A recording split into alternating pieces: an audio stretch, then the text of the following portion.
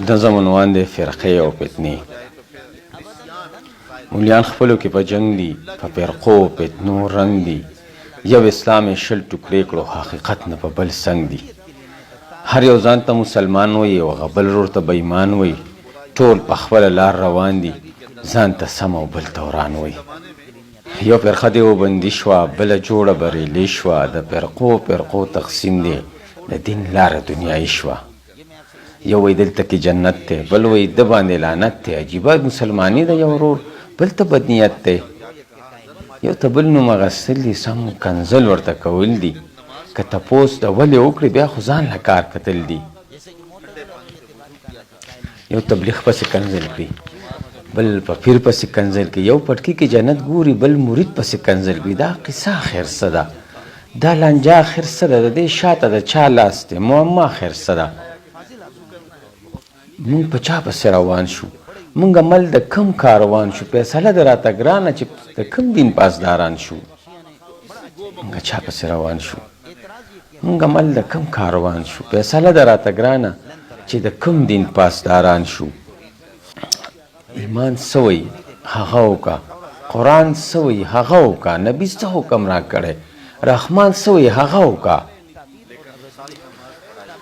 ما ته دا خبرې وکړه، د حیا خبرې وکړه، د دروغو قصې پرېږده، د رښتیا خبرې وکړه. الله څنګه خوشحالېږي، نبي څنګه خوشحالېږي، د خور څومره حصه کېږي، رور به څنګه خوشحالېږي. دا د کار خبرې خوند کړي، د اختیار خبرې خوند کړي، د غیرت تقاضې څه دي، د اعتبار خبرې خوند کړي. بدعتي خبرې پرېږده، سیاستي خبرې پرېږده، مینه او امن محبت شه، دا شرعي خبرې پرېږده. وحداني خبرې وکړه، روحاني خبرې وکړه، روح مې تن کې لیونی کا، آسماني خبرې وکړه.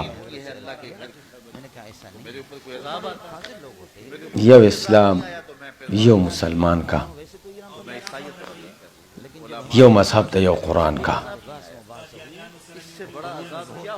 یو اسلام، یو مسلمان کا، یو مذهب د یو قرآن کا. روح میں تن کے لیونے کا، پوخ کامل را ایمان کا.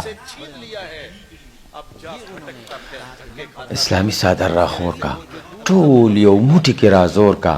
نسبی تقسیم کا، ختم سپین او تور خپلو کې رور کا. فرقې وباسه د منځه، فتنې وباسه تر منځه. دا د یو بل نظر چاودي رشتې وباسه تر منځه. یو صفا مسلمان جوړ کا، په رښتیا مسلمان جوړ کا، چې کافر ته عبرت واخلي. یو زیبا مسلمان جوړ کا. او که دا نه کړې مولا جانه، ښه صفا واوره زمانه. که دې لار ترېنه خطا کړه، خلاص به نه شي د خوږجانه. خوږجان دلته در پسې دی، خوږجان هلته در سرې دی. که خوږجان تللو دوزخ ته، تا به پرېنږدي جنت ته، تا به پرېنږدي جنت ته.